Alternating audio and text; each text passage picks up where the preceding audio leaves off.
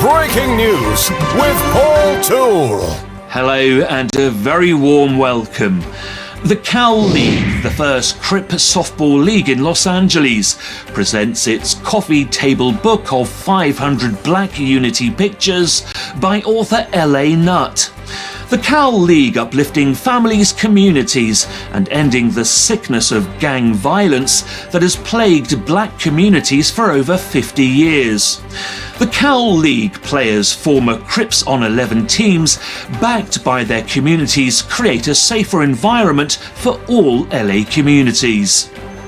That's all for now. Thanks for watching. Until next time, goodbye.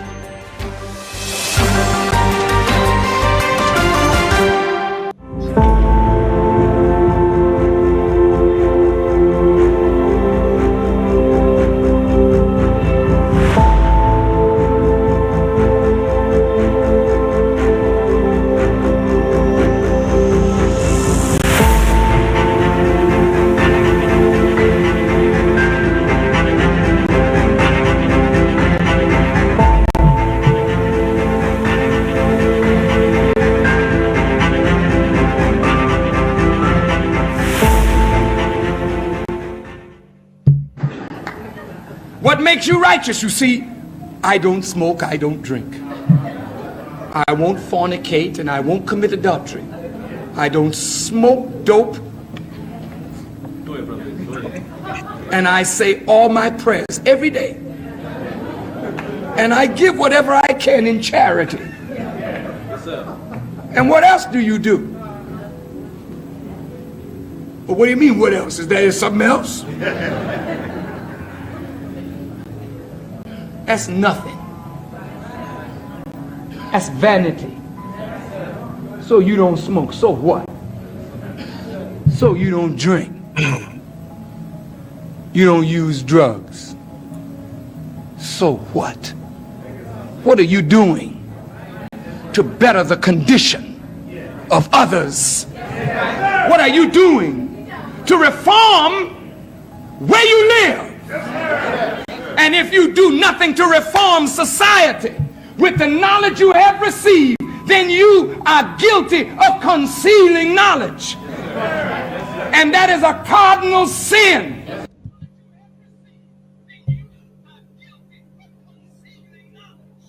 Welcome to the show. You know, I'm back with you again. We wrapping this little series up. Dr. Crip, before the Crips. Please like, subscribe, share, and all that good stuff. Man, we back again. We letting, you know, I can only hope that it's other people out here that's just pushing the line like how we trying to push the line. That's pretty much all I can hope for. I can't hope for nothing else. And stay focused on our cause. No more in 24. And we still working on the slogan for 25, 26, 27, as long as I'm on the planet. But this is you got to know what the history is. You know, we just now finding out history about way back in the day before we was even here. So just imagine the history on something negative like the Crips and the Bloods. Do the research. It should have never even happened. These dudes was on something else. And it got interrupted by Jag or Hoover. That shows that's the one person that black people need to be mad about. And everything everything that guy did, because his whole purpose while he was in the FBI was to stop black unity. And he almost got it done. He's still working on it after he gone. Because he got cronies and flunkies out here. He got all these cronies and all these other people working for him, still doing his work. I ain't even talking about the Crips and the Bloods. That's just something. That's how you say oh man, that's just like a extra cherry on top or something. The 50 years down the line, you get the Crips and Bloods. That's just extras, you know. That ain't got nothing to do with nothing. We talking about the initial plan, you know, when he sat down, what he set out to do with making plants and all that. So the only thing you could do is get wise and educated, which has always been the most planned from the very beginning, you know, is to get educated. You know, that's the most and the only part that you could take out of all this stuff, you know, is to get educated. And when you get educated, you know, you can move forward. You can say, man, listen, I know why we did all that, you know, because you had other hands involved in creating the Crips and the Bloods to this day.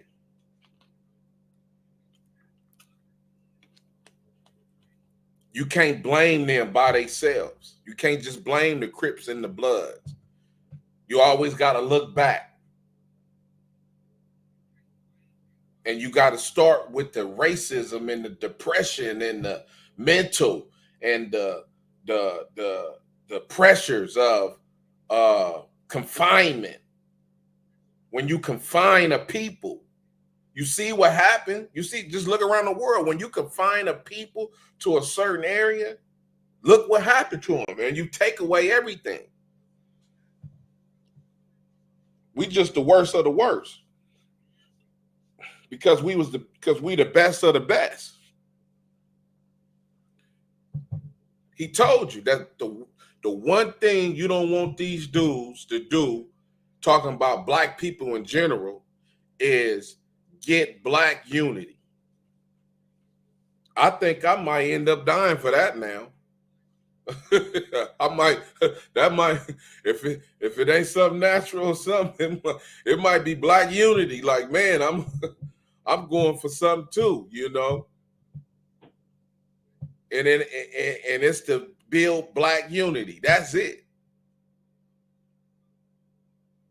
Because this is a Mecca Center, Watts over here. So we can't just take everybody's word. We got to go in and find out who is who, what is what. You know, people don't understand. In the art of war, the last survivor some of the last survivors is the sellouts because they didn't die with it. Their whole race was killed off. Yeah, but you survived. You made a deal. They just kept you alive. You know, they wiped out all these leaders. Your security was that good to where they couldn't get you. So you got to take that and add it in the equation as well. God may have just kept some people alive. We don't know with what the knowledge they got. But far as what we see and what we know, man, the 60s eradicated all black. They took down all black, you know, leaders and everything. So, you know, if you surviving out of that, y'all good, you know. Y'all real good. So, you know, you got to stay focused and educate yourself, man, with research. Because everybody ain't everybody, man. You know, some people got agendas out here. And their agendas is to take care of their own and they self and all that. And all that. You know. But we here, again, this is before the Crips. This is before the Crips, man. In history before the Crips, because I know a lot of people don't know all this type of stuff. You know, I'm tired of hearing when these people started and who this dude is and all these people getting on here saying who they are and what they, you know, that's all the negative.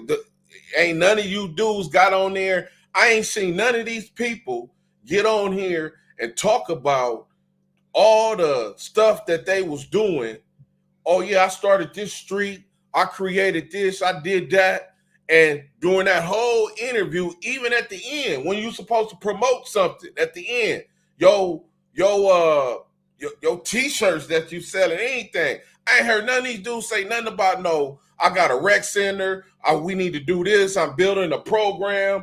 Get at me. I need help, this and that. None of these dudes. And there's thousands of videos now out about gang, Crips, and blood, straight up in general. And on the end of these interviews, on the end of these podcasts, I ain't seen nobody say this and that.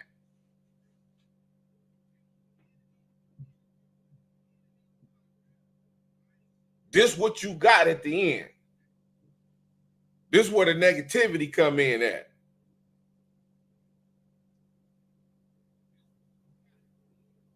We keep endorsing the same thing over and over and over and over again.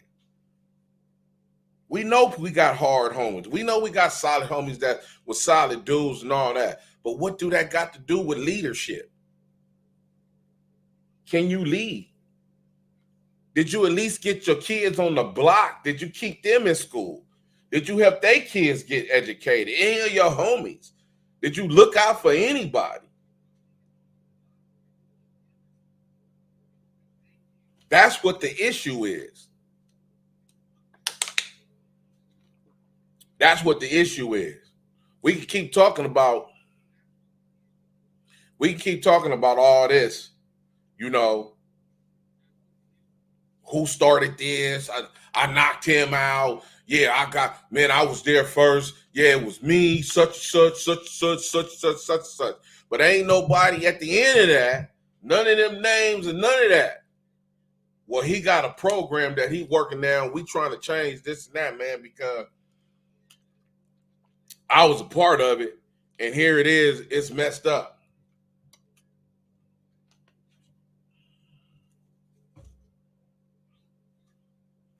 You feel me? You got to change the narrative on something. And the first narrative that makes sense most of all is don't put nobody else on.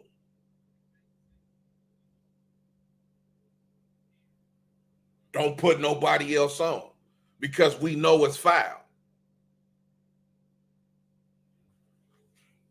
If you know gangs is foul, then that means you know gangs is demonic. You feel me? This is when they start spreading out right here. Because they just didn't destroy Cali, you know. They destroyed a whole lot of other places in general. So we're going to go over that again today. You know, we wrapping up this 5-part series, man, on Before the Crips. You know, this is before the Crips. This is what happened before the Crips. Westside Life, what you doing, man? Or he, she, how you doing? Hey, Dr. Crip in the house, ending the sickness. Thank you. Thank you, my nephew. He is on the watch list now. He knows a little too much about gangs. We are on him now. Hey, yeah, because that's when you got to get on it. You feel me? Westside Life. Listen, you got to get on it at an early age. You can't be trying to wait to 13 and 14 and 15 and all that, because at 8 and 9 and all that, it's on and popping, you know? They getting it in. They getting it in at 8 and 9. But it's more around their peers, you know, when you leave. They know how not, some of them know how not to be disrespectful with you. And, you know, they know the boundaries. But those other kids that's with it, you know, you gonna hear them talk. No, shut up. You don't know what you talking about. I heard him say it.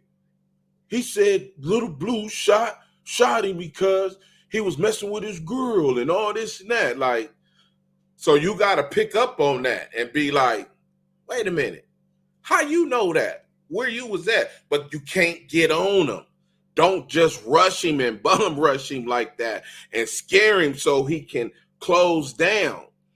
You got to ease into it. It may be hard. Some parents need to work on discretion, how they release that, you know, that energy out there like that. If you know that your child is wicked and he own it, you feel me? You got to, okay, it's a battle. This is really a chess game because these kids absorb everything. They mind are like sponges and it goes. So they hold and they focus and they trying to figure it out. So you got to play into all that. Your job is you got to play into all that. So when that kid, you know, he done said something that, what? How you know that? You know, now it's your job. Woo, woo, woo. Even if you have to play him and lie and bait him in, you know, wait till he take his bath and he got to get up. Woo, woo. Like, fake the phone call. Act like you don't know. Yeah, girl, woo, woo. I don't know. Girl, you know, I hope these boys don't be doing all that around my kid, woo, woo, this and that. You know, and be like, hey, you know, like how you know about that? Where did you hear about that? Like, I don't know. I heard him say that today. You know what? That's a trip. Kim, how you know about that? Like the information, you know, you trying to, how you know that? She want to know how you know about that.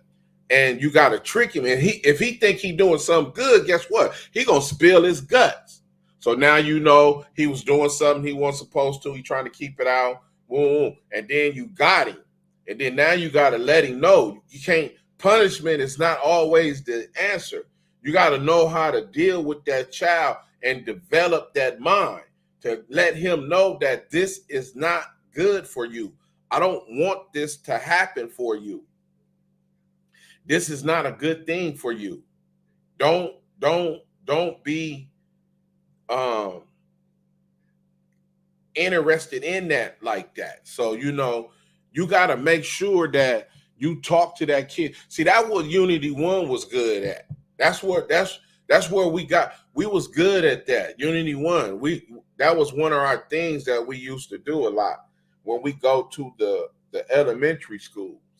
We went to a lot of elementary schools, and in those elementary schools, we would identify who are the ones that potentially, you know, or if they not already, we asked for the list. Well, who y'all got on the list? Like, who y'all think, like, you know, him, you know, this girl here, that guy over there, you know, they really, you know, I done heard them. So they gonna say, you know, they gonna want to interact around that. So we would identify them when we get to the school, the tattoos, you know, put the guy with all them tattoos out there. The kids is attracted to that type of stuff. Woo woo. And while he letting them trip and he ain't woo woo. And then when he start talking, like, yeah, you see how y'all was you know, y'all like the tattoos and you said your brother was this, my brother. Woo, you see all that? Yeah. Well, let me explain something to you. I got all these tattoos.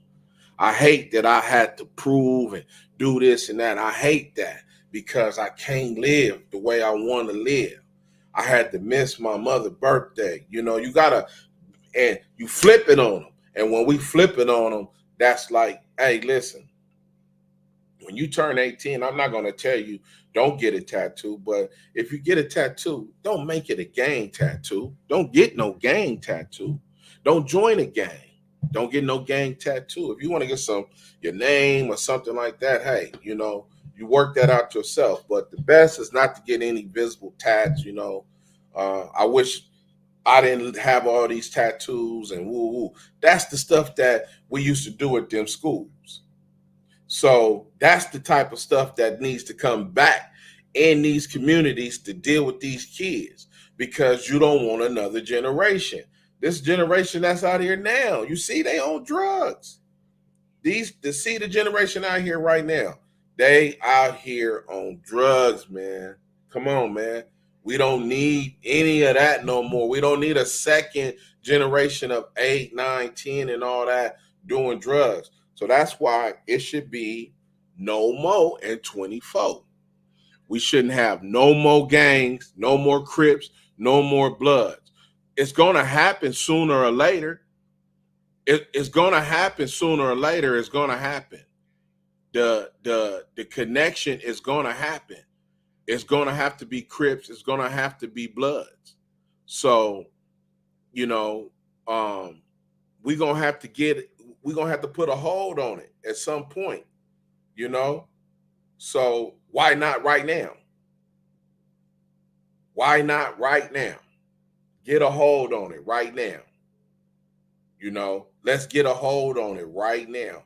And let's start putting these dudes to the test. All these ambassadors, all these grid workers, and, grassroots organization. Let's get them right now to the point to where we can say, hey, man, look, we need to start coming together and targeting the gangs with the worst history. Some gangs out here, man, I've been fighting for 30 years, man, and 40 years. They need to be targeted. They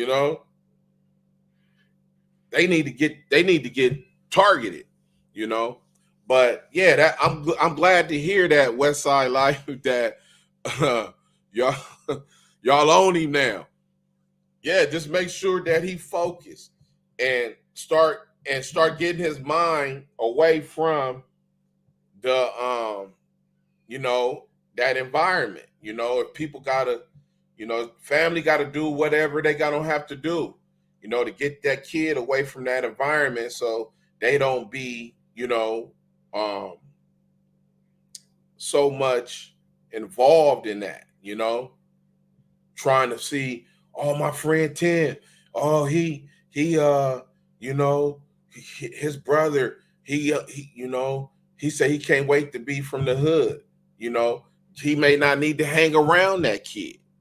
That may be a kid that he need to get away from, Like, man, you're not going to be a gangbanger. I'm sorry. Just like Lawrence Fishburne said, boys in the hood. He said, I'm sorry what they going through, but that's their problem.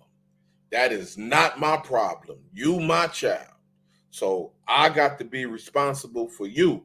And you are not going out there to do nothing stupid. I know you hurting and all that. Boom, but he taught him well. He made the right decision when it came down to it. And that's why Q wasn't and a lot of people in that movie, they take away the wrong things. But that's the reason why Q didn't trip on him. You feel me? Most people would have tried to trip on him and say something stupid and woo, like, man, nah, homie, you my brother.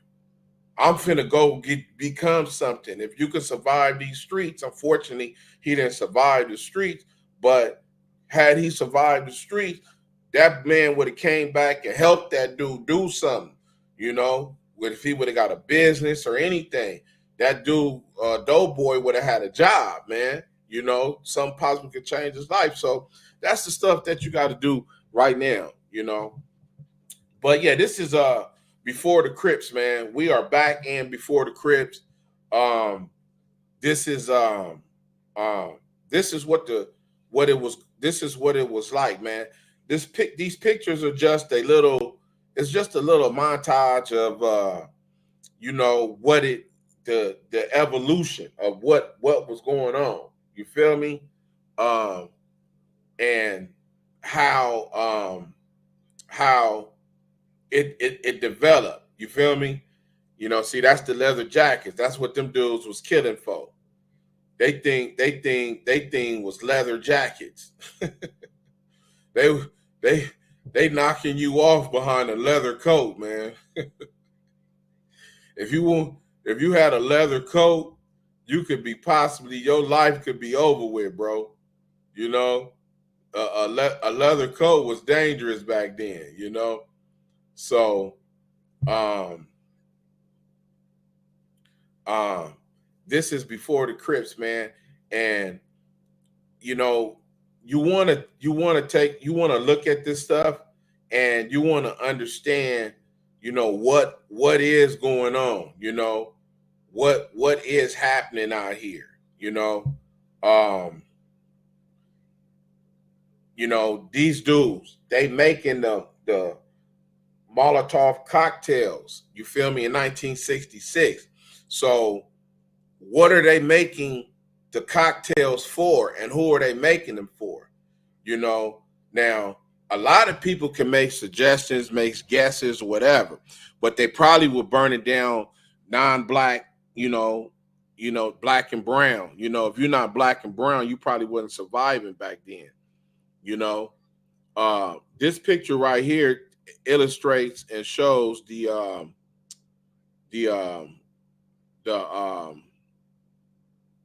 exact thing of what is going on. You feel me? Obviously this is a black store, and you see blood on the wall, but blood is not representing, hey, blood, what's happening with you? Why you got on that flu? That ain't what that mean right then. That does not mean that. You feel me? So if you seeing that and be like, oh, the blood, they got blood on the wall,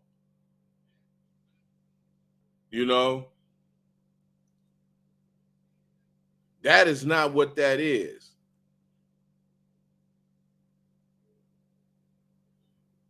So that lets you know what is going on.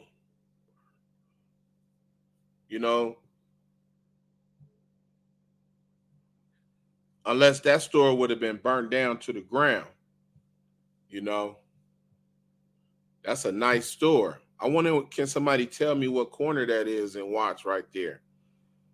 Well, it's probably not even there no more. That whole area been gentrification. So that's the next thing on the market. Gentrification. This is another picture that I trip off of.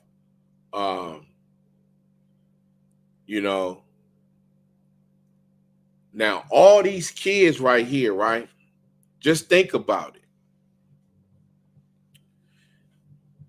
When you look at this picture, you say, okay, well, what's going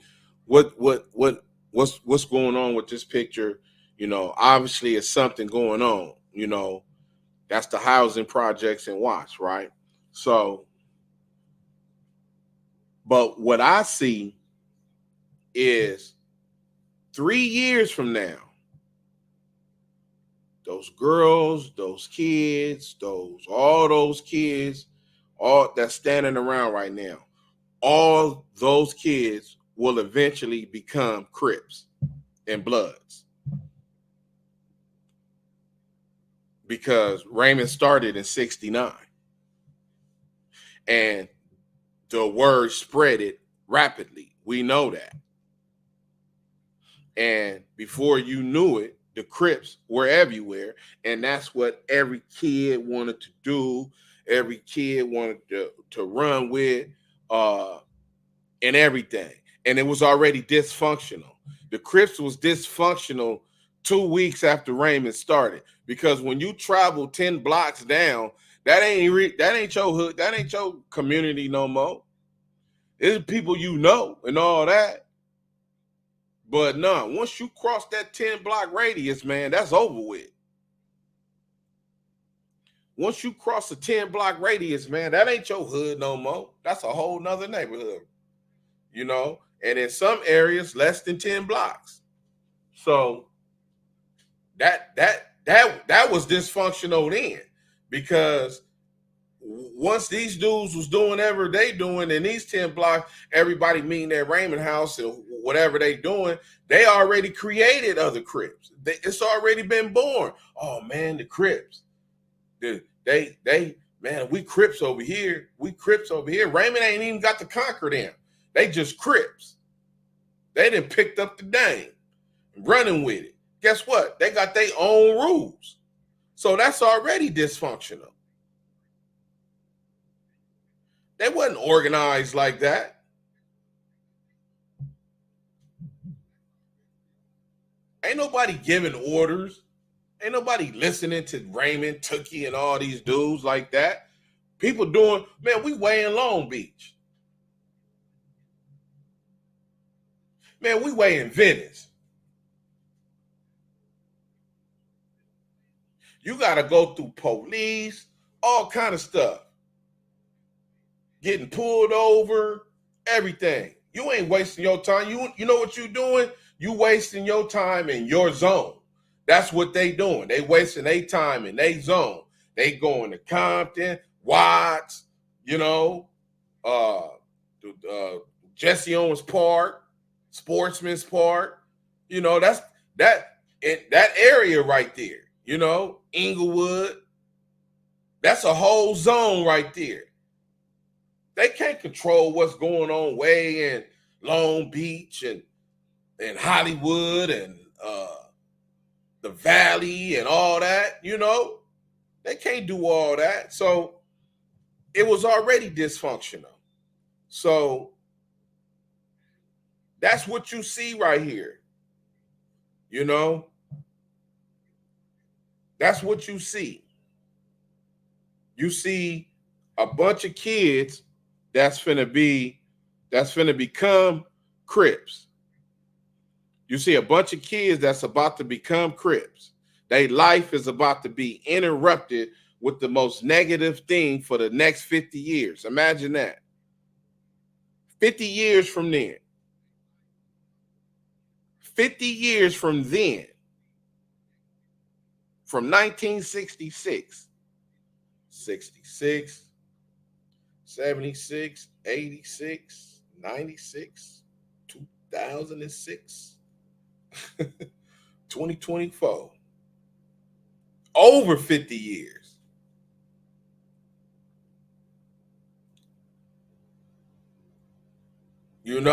Come on, man. 50 years of this. And you mean to tell me that it's still going on? When is it going to end? At some point, we have to step up. Everybody that's in their 50s and their 60s right now, that's part of that. It's time. Y'all better get in the streets. It's time. It's here. It's street time. You need to get in shape, You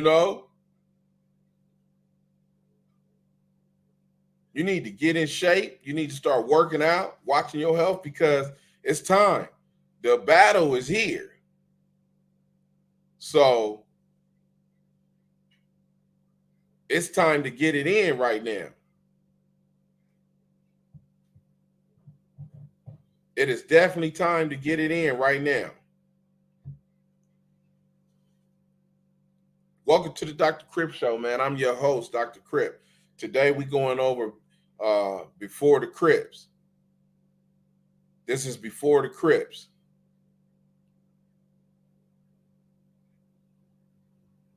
We learning what was taking place before the Crips and the Bloods. Before they got here. What was going on? What were the Crips and Bloods doing? We see now. This is actual facts and photographs and newspaper clippings of what is going on before the Crips. This is GAMD in full effect. GAMD is in full effect right now. It is not a game out here. 50 years, this is going on 50 years. Come on, man. So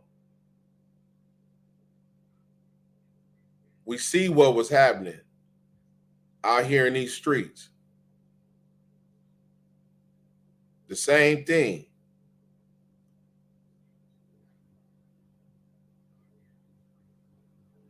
being controlled out here by these police. But the police is kind of easier now. They kind of easier, they soft on crime now. That's the thing. I think they building up to lay the hammer down with the hard on crime. And we gonna if they get this presidency, ain't no telling what they gonna do. This is the woke generation, so you never know. You never know what's gonna take place. But at some point in time, the lowering of the boom is gonna come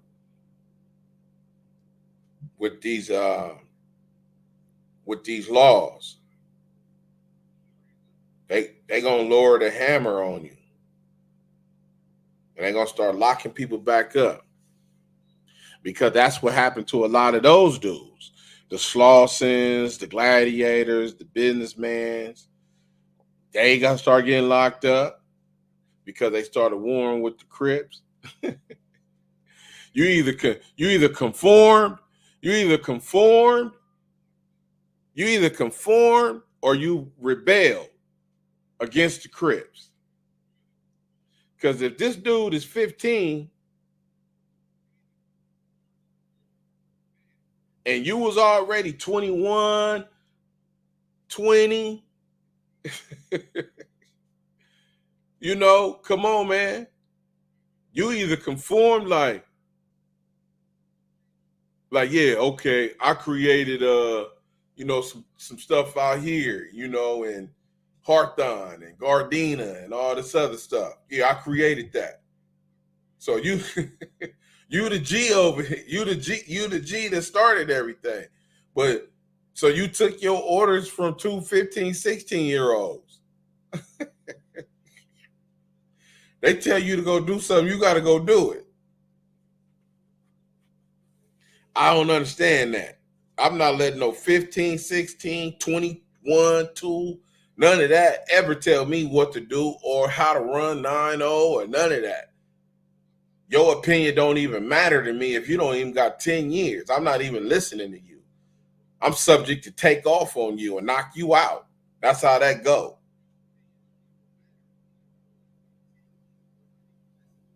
But see, that's why generations change. See, back then from 66, it took 5 and 6 years for a generation to change. Now, it don't take a generation can change in gangs in 1 year. He gets shot at home, he get killed, and he go to jail. Guess what? It's a generation change. All that happened in this year.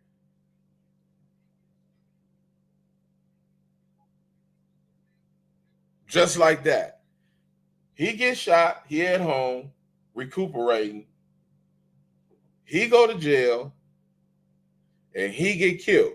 Them 3 dudes that's gone, that call themselves running the hood, they all now ain't doing nothing. They on the shelf. Guess what? Tomorrow it's a new sheriff in town, and he been on the hood for 3 years. He got all to say so. He been here 5 years. That's how to say. He got all to say so now. I forget that guy's story right there. I read his story. It was a real interesting story. He was talking about the fires and all the stuff.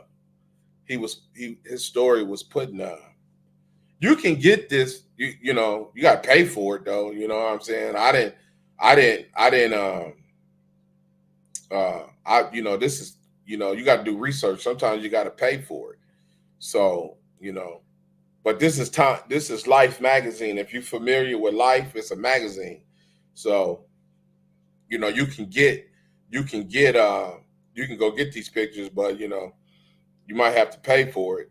So, but yeah, look at this. So that lets you know Peep the dress codes. You don't see leather jackets. You don't see anything. So this is before the Crips. This is what's coming. The Crips is what's coming next out of this. The Crips is what's coming out of this. Out of this depression, out of this poverty, out of this environmental racism, all this depression and mental anguish, all this is going to develop the Crips, because the Black Panthers are being eliminated as we speak right now. So they being done with. So the next thing is coming up out of that is the negativity of being confined in sections and hating each other and turning on each other. The Crips, they don't got leather jackets and none of that. The Panthers exist right now. Them dudes is just chilling. They ain't wearing leather jackets and all that. That's Tookie and them back there with the AC Deucey. the ace deuce, the ace deuce, AC Deucey. You know, they mirrored their image off the Crips and the Bloods. You understand? They mirrored their image off the Crips. The Crips, the Black Panthers, I'm sorry. The Crips, they mirrored their image off of the Black Panthers. They took a whole style and turned it negative. That was positive. And they turned it to negativity. And they went on a spree of killing people behind leather jackets.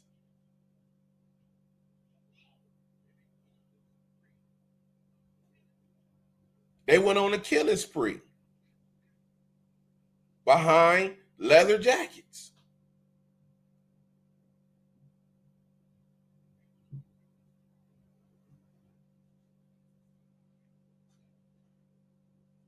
The Crips was way out of control by the time he went to prison. They was already out of his command, everything. It was over with.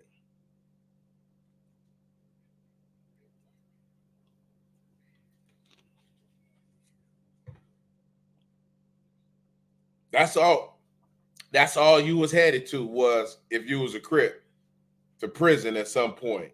There was no future in it.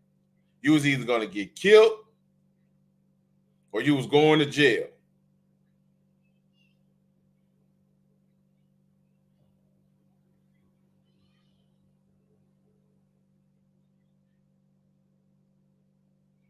You was going to go to jail,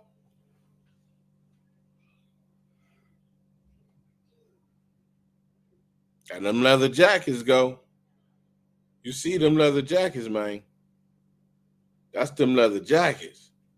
That's what get it popping, them leather jackets. Yeah, cuz I'm on now. Man, you see Rod Dog, man, he got this leather jacket. Cuz look fly.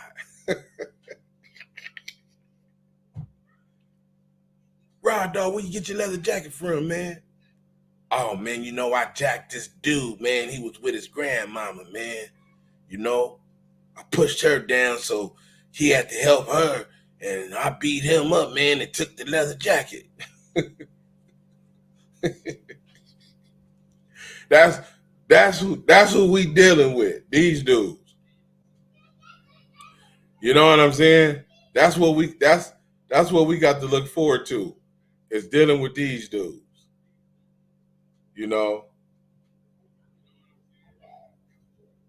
That's what we got to look forward to. This is before the Crips, man. I'm Dr. Crip, and we going over the history of what took place, man. in 1966. And even though we still got people around from 1966,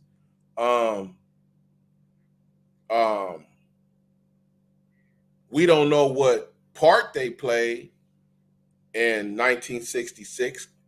You know, they was adults, whatever, in 1966. They was already 20 something, so that means they 80. So they probably in their 80s now. Late 70s, you know, mid 70s, you know, something like that.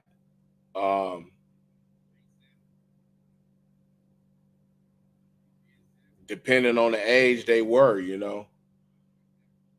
If you was 25 and 66, I assume you probably in your 70s right now. Probably early 70s or something, you know, mid 70s. But this is before the Crips.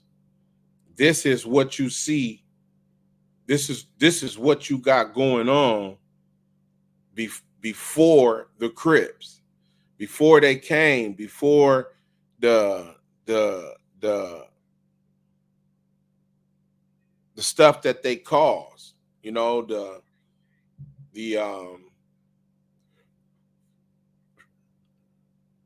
crimes, the robbing and killing, and you know, all the nonsense.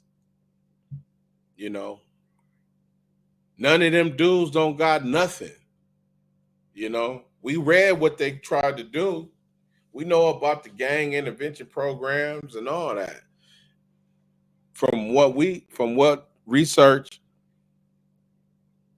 we did, it ain't too many, you know, gang intervention programs back then, you know.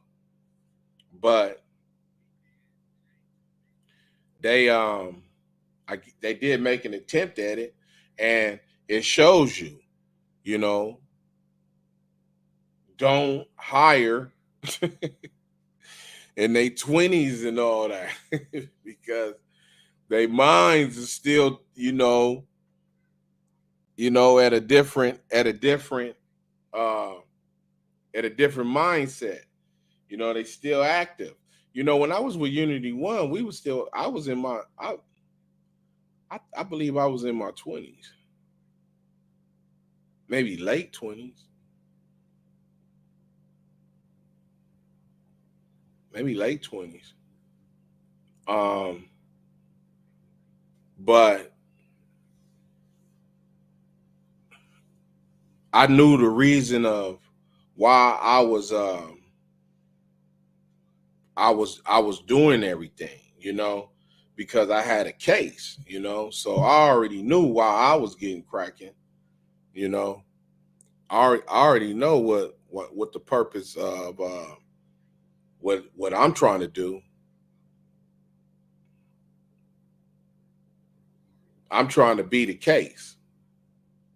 And I know when you walk in court, if you're not in school, you know, doing something positive out here. So that's why I went to trying to join, an organization or something, you know, to help me with my case. I wasn't trying to join Unity One to stop gang violence and all this. But guess what? You wasn't in control anyway. Jesus was. So I was already out of the picture. You just along for the ride, you know. You just along for the ride. You know, you really don't got nothing to say, nothing to do, or nothing. You just along for the ride, Nat. I'm really in control right now. I'm gonna kick back. I'm gonna handle everything, you know. You you just alone, you just here in form, you know, in body, you know. But I'm really running everything. But I did know that when you catch a dope case and you don't have a job, or you're not in school, if you're fortunate enough to make bail, which I give me 8 out of 10, I'll make bail, maybe some cases, depending on what's going on. 8 out of 10, I can get out of jail. When you get out of jail, when you go back to court, don't go in there because they're going to ask you. You're going to have to fill out that paper because you're going to have to fill out that paper for a public defender. Like, why do you need do you got a job? You got anything?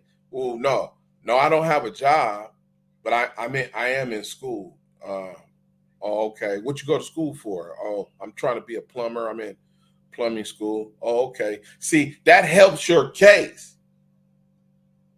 Just small stuff, the DA is already like, you scum, you did it or whatever. But if you in school, or you say, hey, I'm in school and I'm gonna get a job, and I should be working in a minute, okay, now the DA can't just throw you away, because guess what? We can make you pay for probation now. Those resources go back to them. So, Your Honor, we're gonna give him a joint suspension, 3 years, full probation, and where he can pay monthly and this and that, while you're on probation. Okay, hey, Mr. Wilson, you got the bail laws, probation, this and that. You to report every month. Do you have a job currently right now? No.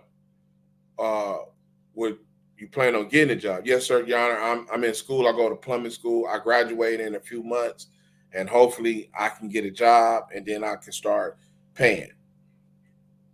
Okay, well, this is what we'll do. We'll make your payments a minimum of $200 a month. And when you start working, we'll raise it to the minimum $350 a month. Okay, Your Honor. Okay, thank you. So you that's what you do. You know what I'm saying? You don't, when you get a drug case, you don't sit around and try to do all that. You gotta try to do something positive when you come back to court. So that's how I end up joining Unity One. I was fighting a dope case, and Bo just happened to say, look, I know about weirdos like you doing that. So no, you got to roll with me if you want to do something positive, if you want me to help you with your case. And from that's how Tom Hayden ended up coming to court for me. I had a senator. Most people can't say that. Well, I had a senator, Tom Hayden, come to court on my behalf. And I'm not the first one he did that to. He did that to 3 other people that I know. But he came to court. And if you can have a senator come to court for you, my friend, I suggest you do it. If you can have a councilman or somebody come to court for you, I suggest you do it. If they can speak on your behalf, you get that done, man. That's my suggestion. And you too can see a 5-year prison sentence go to probation. Currently right now, I'm trying to get my transcripts from that. I don't know if I can get the judge's remarks or whatever. If I'm trying to get all that. I'm in the process of trying to get all that to do my autobiography. I got some people we're going to do my autobiography because we got the police scandals in there. I could have been before Rand Paul and all that, but we're going to try to get that so I can have it physically. I had a psychologist come write a thesis on my life. We came in there, all this with a public defender.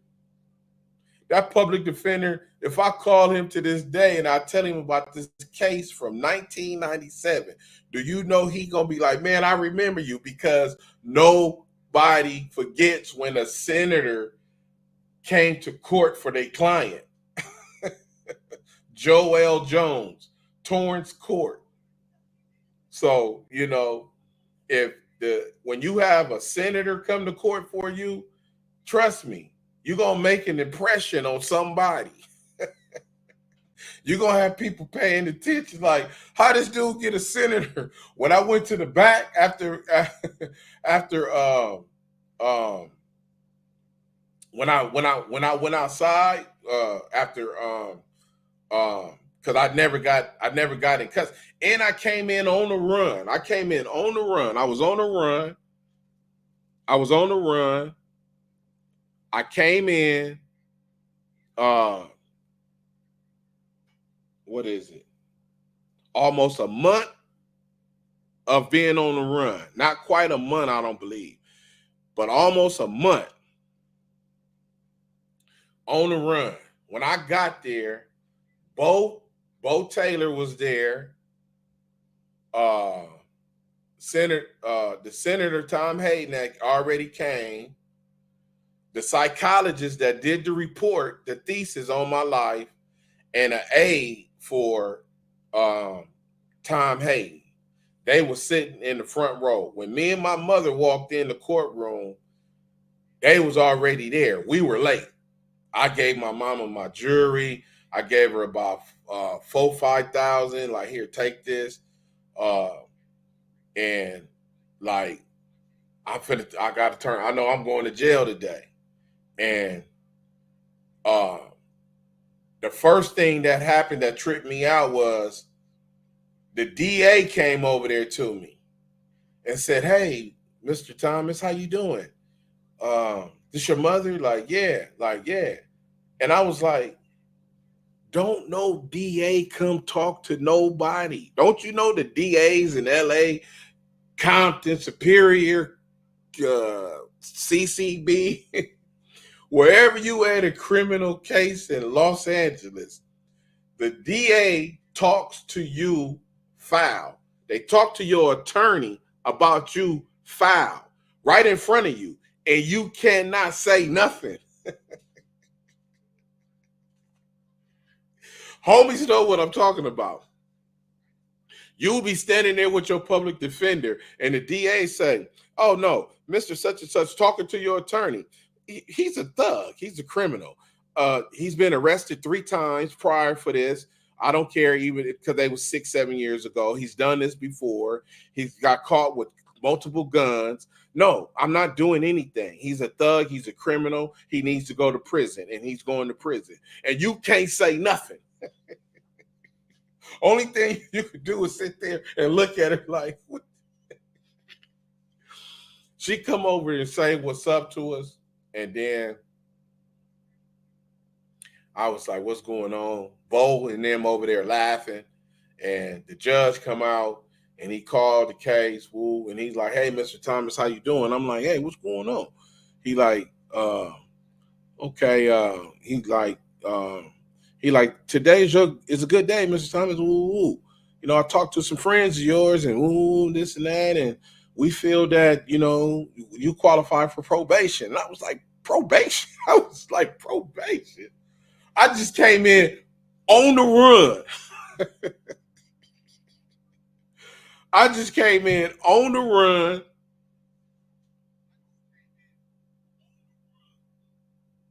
Don't got no job. Just hanging out with Bo. Man, don't tell me. When you have people of power walk in that courtroom for you, what it do? Tom had came and left. He was already gone. And they let me out. And from that day, I joined Unity One and I took it serious. That was in 1998.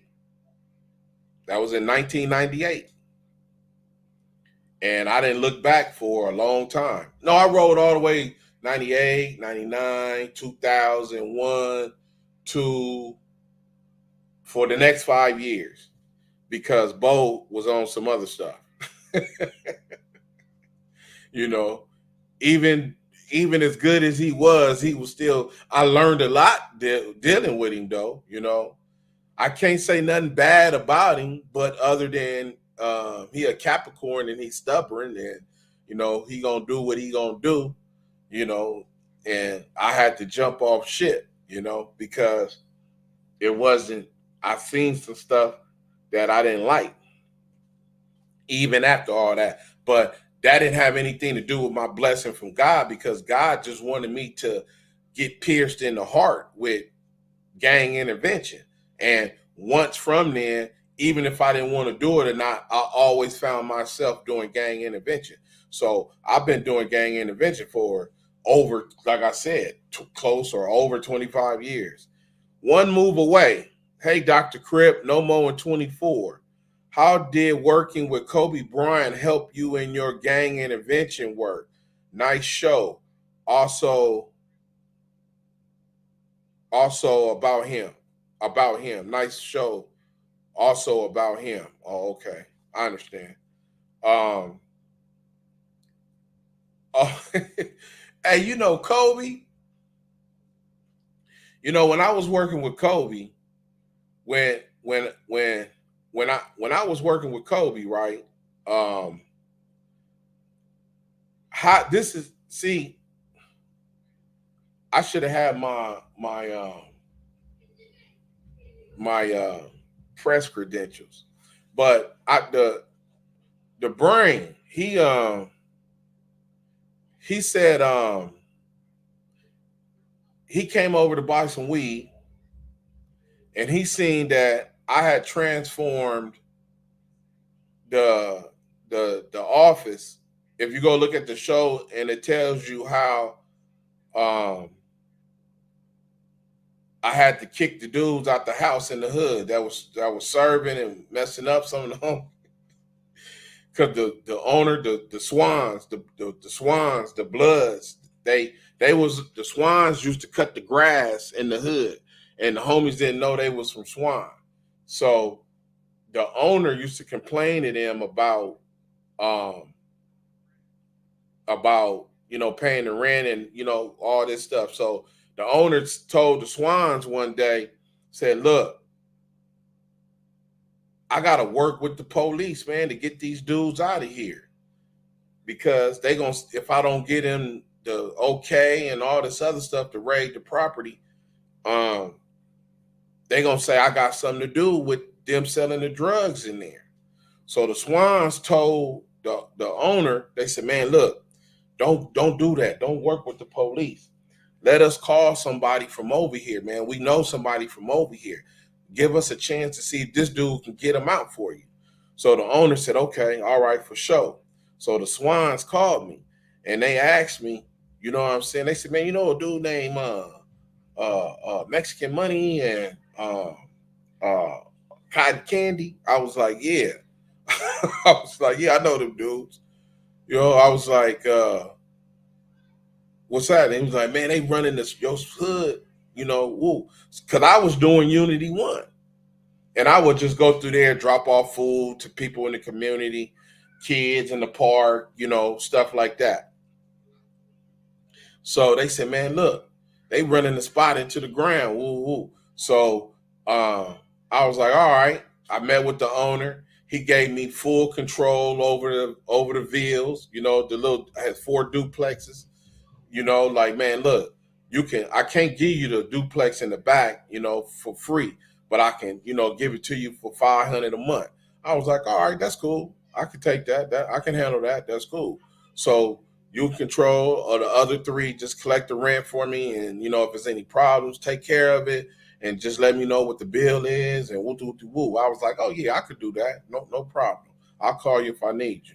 Boom. So he gave me all the keys. I got full control. So I went over there, knocked on the door. I went over there, knocked on the door, and was like, y'all got to go. They went crazy. But they was out of there. And I was trying to lock their drugs up in there so I could come back and steal them. but they broke in the house and got their drugs back. It's a show, you can go look at it. It's about the OG put an OG shut down the crack house. That's the name of that show. And once I had the control, I had a meeting in the hood. Everybody, I had a whole hood meeting, and I'm like, what this gonna be? What we gonna do? And out of that, we said we're gonna do Rich Rollin Entertainment, and we started doing Rich Rollin Entertainment. And out of that came the documentary South Central's Finest, Raw from LA. But out of that, the Brain used to come over there and buy weed. So he was like, man, woo. So like, we got to do this. I said, man, I want to do a documentary, this and that. So during the course of making the documentary and putting it together, he had experience and everything. So he was like, well, so what you want to do? I said, man, I want to do this and I want to do that. He said, okay, you got to be more specific, man. You want to interview them. You want to talk to them. You want the kids. He said, man, you got to have a plan. You got to know what you're doing. You have to have a plan. You got to write it down. You got to be focused. So I said, man, I want to interview somebody. He said, okay, well, who you want to interview? And Kobe Bryant happened to be on television with the Sprite commercial. Sprite back then. And I said, well, this dude, what about this dude? Why I can't talk to him? He said, okay, you want to talk to him? I'm going to show you how to talk to him. And he picked up the phone and we started calling. He started calling. See, you got to know how to do stuff. And the next thing you know, within 2 weeks of that phone call, we were in Kobe Bryant office, his personal office. His brother-in-law, Jared Washington, was running the office. And that's how we ended up hooking up with Kobe. And that's how that concert at the House of Blues that I got that footage from came about. You know what I'm saying? One move away. This is the development of things over a period of time. See, when you got God in the mix and you got a issue, that documentary, I didn't want to make that documentary to glorify gangs and all this. I wanted to make this documentary to stop gangs way back then. That documentary was shot in 2000, 2001, and it came out in 2003. So that's the process of all that over that period of time. I learned how to make and do a documentary. I learned how to meet the people, the celebrities, everybody that I got on the documentary. I learned how to do it. And it was a way that you go about doing it, And Kobe Bryant, the first thing we do, you have to use everything relies in common sense. So when I said this dude, Kobe Bryant, he said, so you want to interview Kobe Bryant? I said, yeah, I want to interview Kobe Bryant. He said, okay, boom. So we sat down at the table, boom. He picked the phone up and he called the Staples Center. He said, yeah, can I talk to the team such and such in community relations? Call that dude. Talking to that dude. So you got to sound like you know what you're doing and talking. That dude gave us Jared number. You think he would have gave us Jared number if he would have called and been like, yeah, hello, what's up? Like, yeah, hello, how you? Yeah, I'm trying to get Kobe number. I want to talk to Kobe. I want to interview Kobe. Excuse me, sir. Could you call back? You would have never got nowhere. You never got nowhere. So he showed how to talk on the phone. Number one, how to talk on the phone. Boom. And that produced the Jared number, which produced, he gave us the number to the office. Went from the Staples Center, it went to Kobe Bryant's office where his sister was the secretary in that office. And then called that number, talked to her, and then she patched him to Jared. That's how that communication worked. And everything was boom. And the next thing you know, we were at Kobe Bryant's office with um, Jared, coming to meet Jared. And the first meeting with Jared, we go to Kobe Bryant office, and what's Kobe agent name? The one that got Wayne Gretzky and all them. I can't think of that dude's name. He had Baron Davis, Kobe. He had everybody. He had a lot of heavy hitters then. What is that dude's name? Oh, I can't think of his name. Kobe agent back then. And he was married to the owner, that white lady that owned CBS. That was his wife. That lady came walking through the hallway looking like one of them old, rich, white, pasty white ladies with the pearls and the hair. I was like, man, she looked just like somebody who you see on In the Heat of the Night. Or, them rich, wealthy white women that she looked at just like. I couldn't believe it, with the hairdo and the pearls on the neck and the purse with the gloves and all. I was like, what? She went walking by and she looked she wasn't bougie or nothing like that. She looked in the conference room. She seen us in the conference room and she acknowledged us. She said, "Hello, how you doing?" And we was like, "Hell." And she went into her husband's office. And Jared came in there, and came and got us, and we went into him and Kobe office. And from there, we formed a good relationship, and we was there with Kobe for a year. And that's how I ended up getting that footage of Kobe, that you see on the video, that you see now on the internet of him rapping and all that type of stuff. That's my footage. That's my footage. And I don't know how to capitalize off of that or none of that. I know it got a lot of views. I know it got millions and millions of views, but that's my footage. The footage of Kobe Bryant rapping at the House of Blues at Soundcheck. That I am the owner. I am the creator of that footage. It came out of my camera. And we were supposed to do a lot with Kobe, but shortly after that concert is the case. He got caught in Denver with the girl. He got caught up with that case. And all that went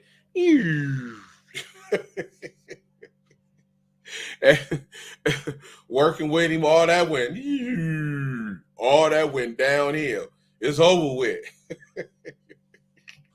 No more at 24, everything went downhill from that, but yeah, one move away. It was nice working with him,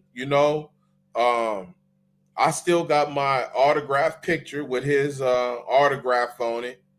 I might make me some t-shirts or something with that. I wonder, can I do that? Vanessa might get on my head, you can't do that. But I got the autograph from his personal, not no forged or anything like that. It came directly from him. And I got the memories of him rapping. It's,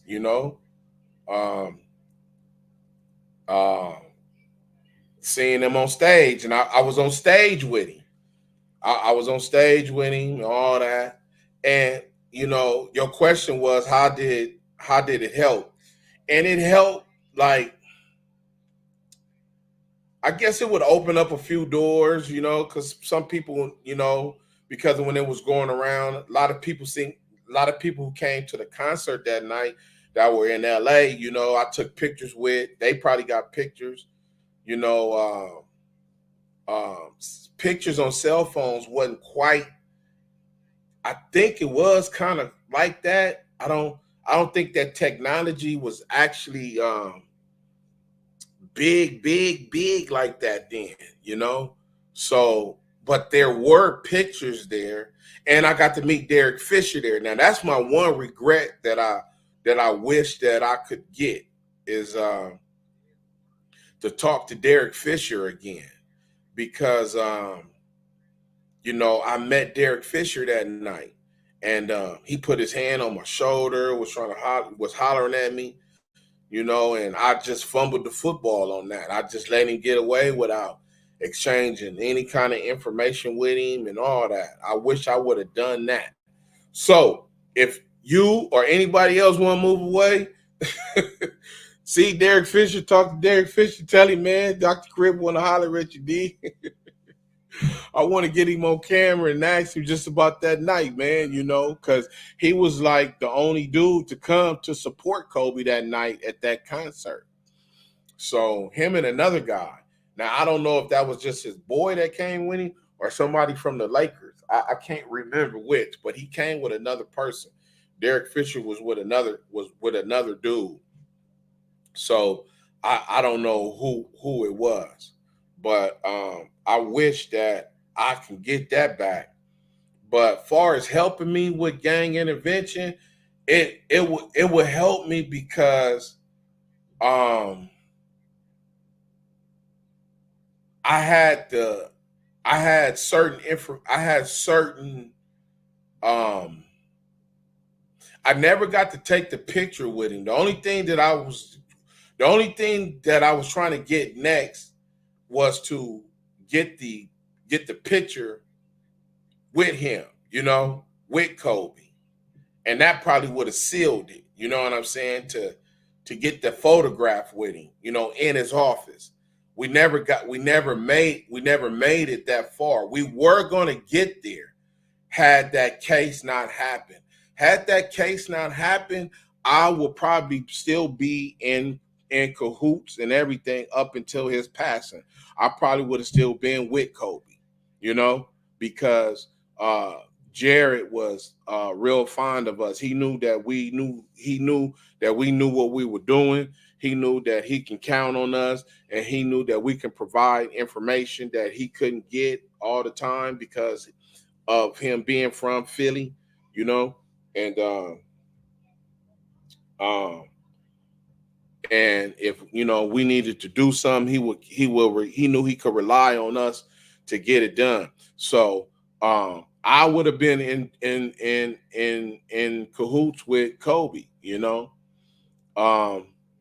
we would have been, it would have been all good, man. And I just wish that it would have made it.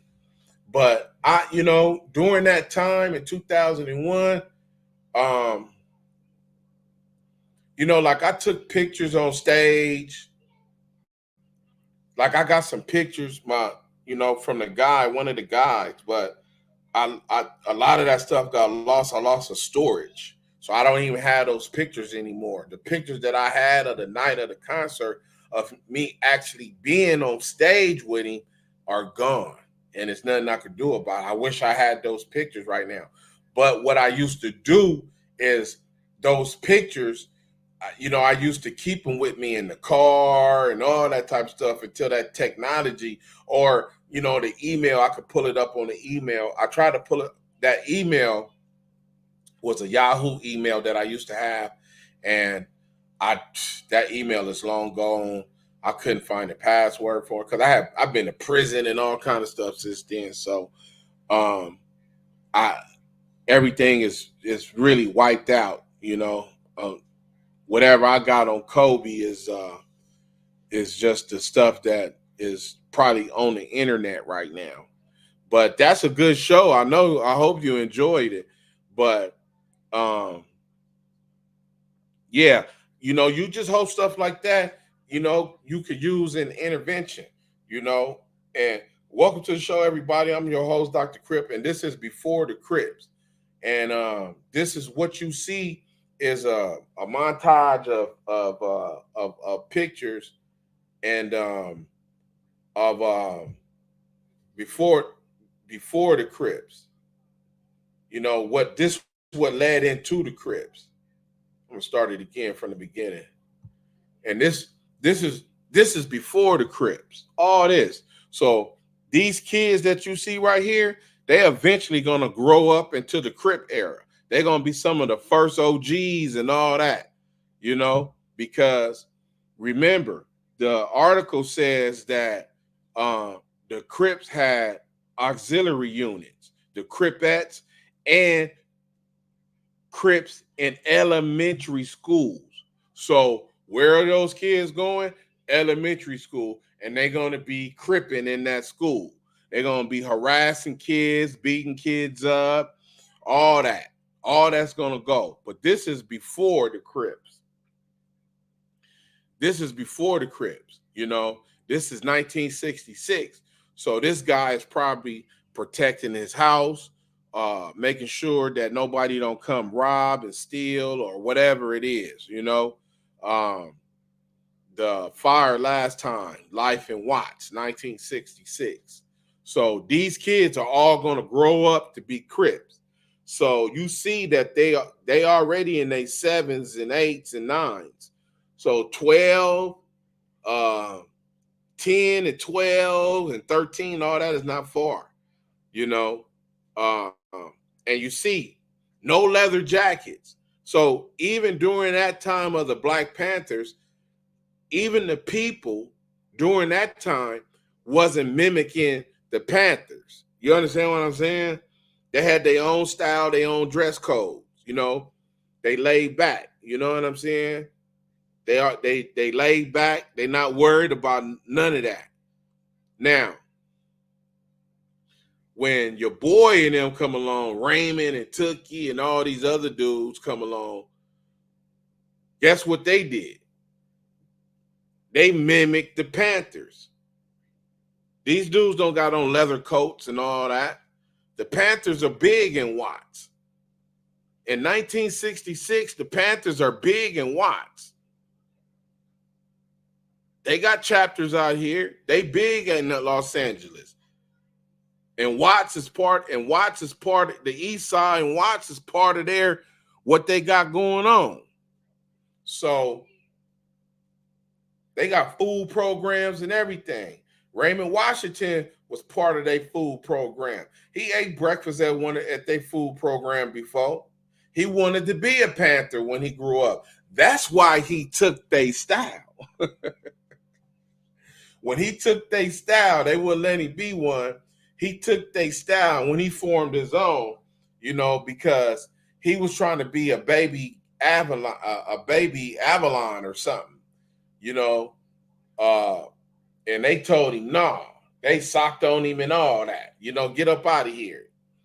And he went and formed his own gang. And guess what? He took the style of the Panthers with it, but he didn't take their mission. He didn't take their understanding of the community. He didn't take their the stuff that they did with kids. He didn't take none of that. He took all that hostility and anger he had and started beating people up. He came outside, beat his neighbor up. He joined. Man, you need a leather jacket. And so on and so on and so on. And next thing you know, everybody got to start robbing and killing everybody for a leather jacket. Until the big night at the Palladium, where the Crips go headline. Where the Crips go headline. They make their world debut. Leather jacket thieves. And next thing you know, 50 years later, they still here. Leather jackets that turned into tight jeans, skinny jeans. Skinny jeans with your skinny jeans with it hanging all out. Skinny jeans. From leather jackets to skinny jeans. I need to write that script. Leather jackets to skinny jeans. That's gonna be my. Don't none of you don't steal it. I don't care because I said it. I'll go get the .com when I get off of here. You feel me? Don't worry about that. Leather jackets to skinny jeans. That's what it is. Leather jackets to skinny jeans. Don't you steal nothing from me. I'm going to go write that script. Leather jackets to skinny jeans. That's where it went. And this is the life these dudes are living, because they not thinking about now. You got the Slaussons, the gladiators, the businessmen, and all them dudes. They are out there during that time, but a lot of people probably ain't focused in on that like that. They probably doing their own thing without trying to, be like that.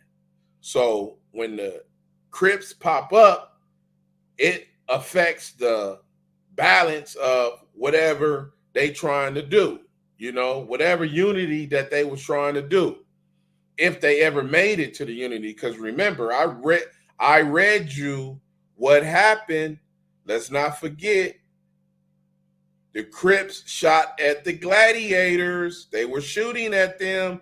We don't like y'all. We don't like y'all. You know why? Because y'all old dudes.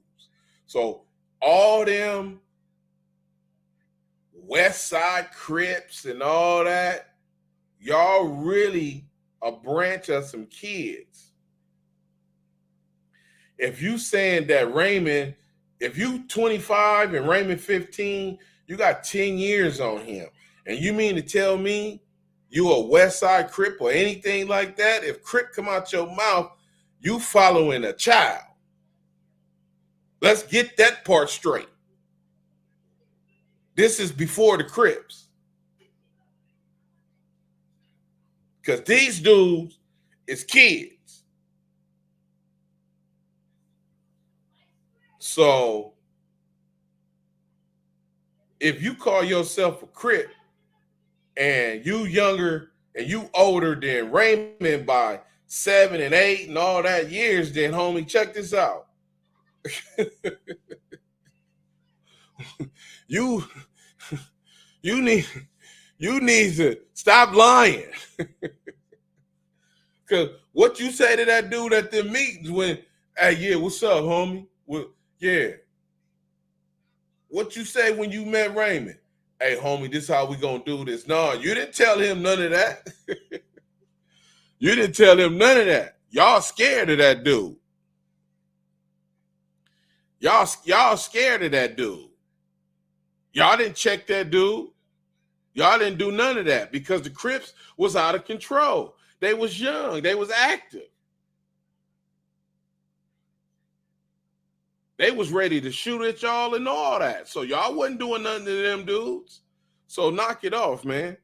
Stop saying that y'all, if you older than Raymond by 5, 6, and 7 years, what are you doing hanging around a child? He 15. Can't no 15-year-old tell me what to do. Can't no 15-year-old plan nothing for me to do. You a grown man. Raymond was wise beyond his years. See, because when he got out of prison, that's why he was like, man, I ain't going back to jail for all this foolishness. I'm trying to get mines together. He was getting a job and all that. So here it is. Raymond is 23. So you 33. You still don't got no job? Raymond had a job at 23. He was working. He was trying to change his life. So what you was doing at 33, at 30, at 29, 28, 27? What were you doing? We need answers to these questions, man. This is before the Crips. This is all before the Crips. Come on, man, because when the Crips came, they didn't do nothing but destruction, man. You know, they didn't add to society. They didn't do nothing but destruction, you know.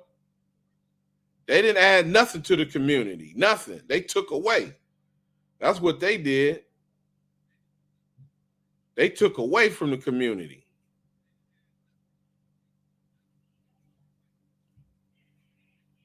They garbage spread all the way across the states.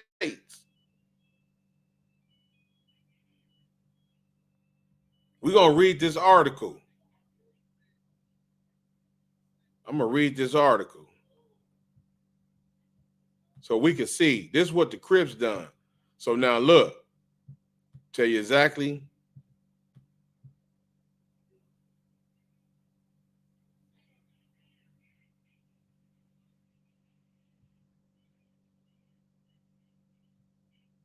I'm going to tell you exactly what the Crips was on.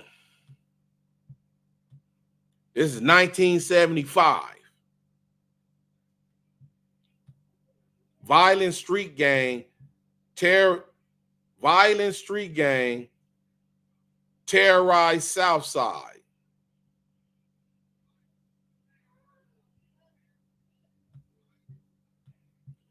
Violent street gang terrorized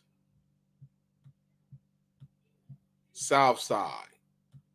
Street gang terrorized South Side. A Southwest Phoenix street gang. See, they didn't already spread it. See that? 69, 71, 2, 3, folks. That's less than 6 years. So they was already spreading before 75. But it wasn't nothing positive, wasn't nothing negative. Nobody was doing nothing. It's just destruction. A Southwest Phoenix street gang called the Crips has mounted a criminal assault on South Side residents with a violence unmatched in city history. The Crips is the largest, most violent, and youngest juvenile gang we have had in Phoenix, said Police Captain Ruben Ortega, head of department's Community Relations Division. Two South Phoenix men have been shot by Crips members within the past month, police said. A Crips member who consisted to be interviewed said gang members have shot at police cars. He said a Crips member who consisted to be interviewed said gang members have shot at police cars. He also spoke of shooting incidents involving Crips and other Southside gangs. A police sergeant familiar with the neighborhoods where Crips are active says the gang is responsible for one robbery, burglary, or assault a night. As the number of assaults increases, police say they are attempting to stem the violence by closely watching known gang members and activities, officers said. Officers are also contacting parents of known gang members to warn them of the dangers of Crip membership and are attempting to cultivate informants within the gang and in Southside neighborhoods like that dude. Crip members are required by gang law to rob and steal. A gang member said in a recent interview, those who refuse are called snitches and are beaten or shot, he said. Said, man, we're going to shoot you. Said, we're going to shoot you. You know, we're going to shoot you.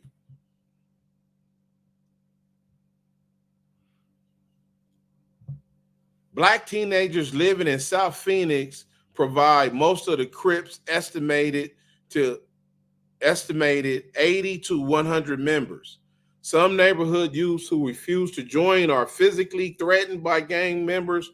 One teenager familiar with the Crips said And some Crip members, disillusioned with the violence and crime, say they want to quit the gang but are forced to remain.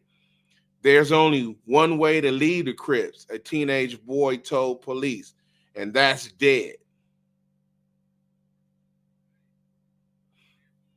One Crips victim, a 43-year-old man, is permanently paralyzed from the waist down after he was shot once in the back by Skull, 19-year-old leader of the Crips, during a bungled robbery attempt. Police reports show Skull, whose real name is Corus Murray, of 8207 South 25th Street, was arrested in connection with that incident and is being held without bond in Maricopa County Jail and is charged with assault with a deadly weapon. Wow.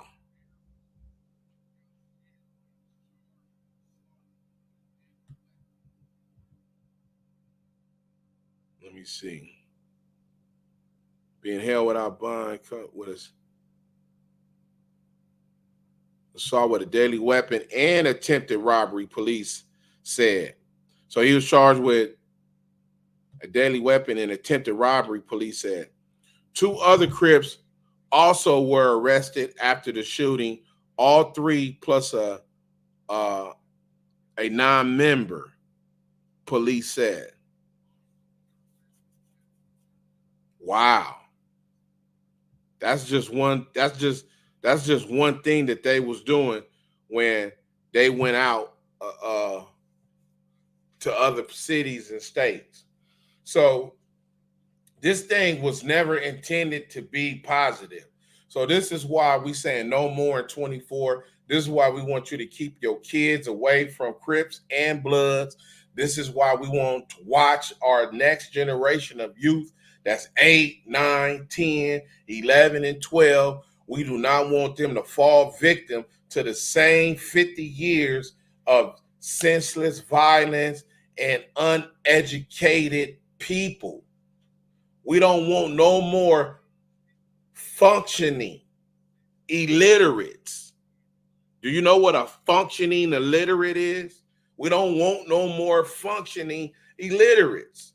We don't need no more functioning illiterates running around, because if you join the Crips or the Bloods, that's what you're going to be, a functioning illiterate.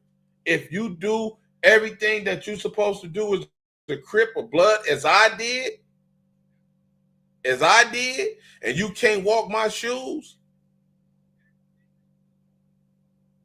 you're going to be a functioning illiterate. See, I graduated from school, high school and all that, but you don't have many homies that did. A lot of people dropped out of school.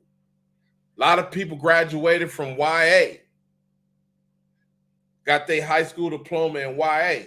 That's the bare minimum, so we just don't want to, we don't want to fall victim to that, man.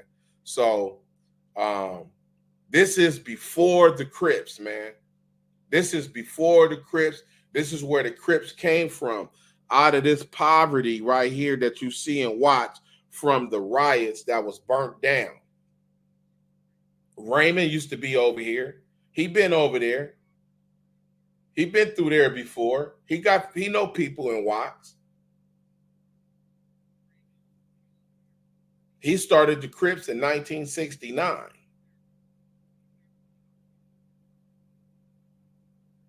So by 71, it was already out of control. You think that he controlled all that? You think he was giving orders and all people was listening to him? No. Man, once he went over 10 block radius, his control was out of his hand. He couldn't control. He can't tell no people 20 blocks down the street from him. He cannot tell he can't tell nobody 25 blocks from his house where he living at 15 what they can and cannot do. No, he cannot do that. He cannot do that. You cannot control that. That is too much.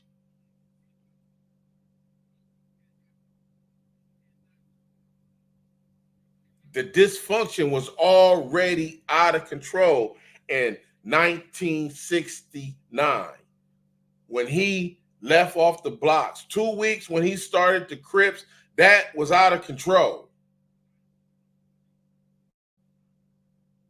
That was already, man, listen, I got articles from 1970. Don't have me start, listen, man. I got articles, man, from 70s, man. 71, 72, 73, 74. Don't have me start reading these articles, man. I could read the articles and tell you what they was doing in schools. So he ain't in all these schools. He ain't controlling all that. He didn't tell them dudes, y'all go jump on them dudes today at lunch at Washington and Fairfax and Dorsey and all these other schools. He can't be at all these places at once. Ain't no cell phones back then. He ain't giving no orders like that. It's already out of control. He can only control the 10 and 20 people that's directly coming to his house and where he hanging at.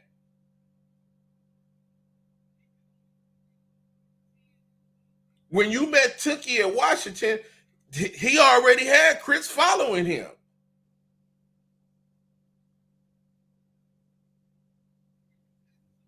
Like we West Side Crips. He already had Crips following him. They was already doing their own thing.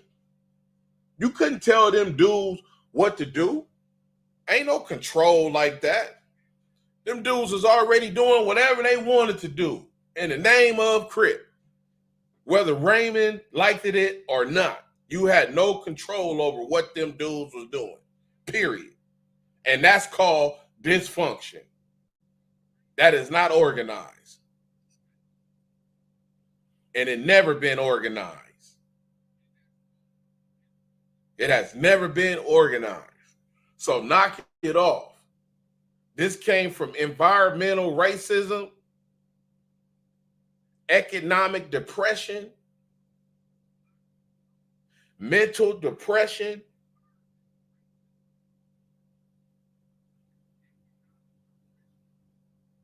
Come on, man. This ain't just popped up like this. They already had the Slausons and the Gladiators and all them. Them dudes was in them dudes' way because it's young versus old. What is going on exactly right now? Young versus old in every neighborhood. Don't nobody in a 30, 31 and down want to hear what nobody 50 got to say about the game. And you ain't been over here that long.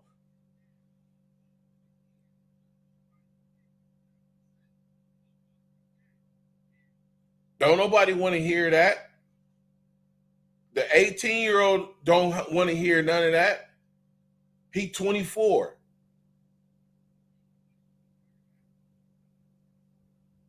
Come on, man. You think he want to hear what this dude got to say? Nah. I don't want to hear nothing this dude got to say.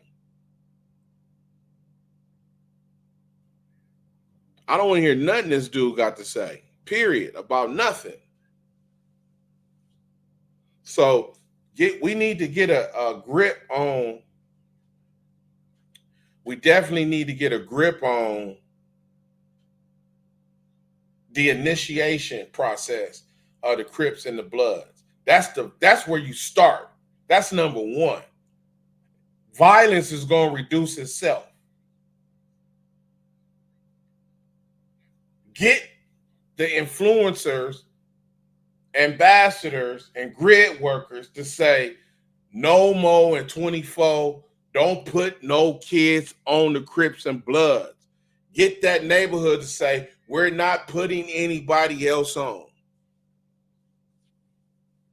Because you don't know what's going to happen when they get put on. What people get, what direction they getting. Go shoot, go do this and that. And these dudes going down there with no experience and nothing. That's why innocent people get killed.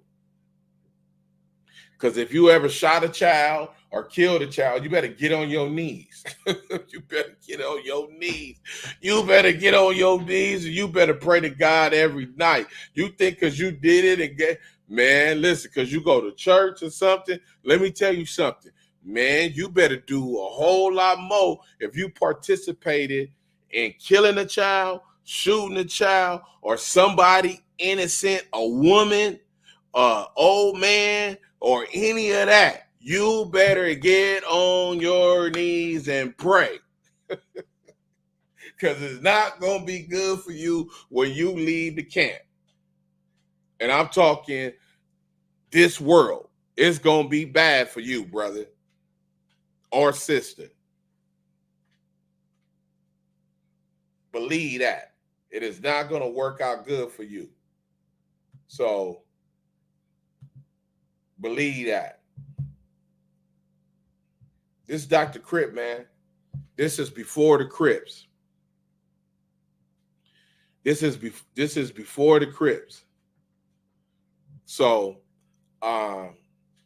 we want to thank everybody for coming out, man. You know, Westside Life, one move away. Thank y'all. And everybody that tuned in, man. We'll be here tomorrow again. I'm Dr. Crip. Please like, subscribe, and share, man. We out.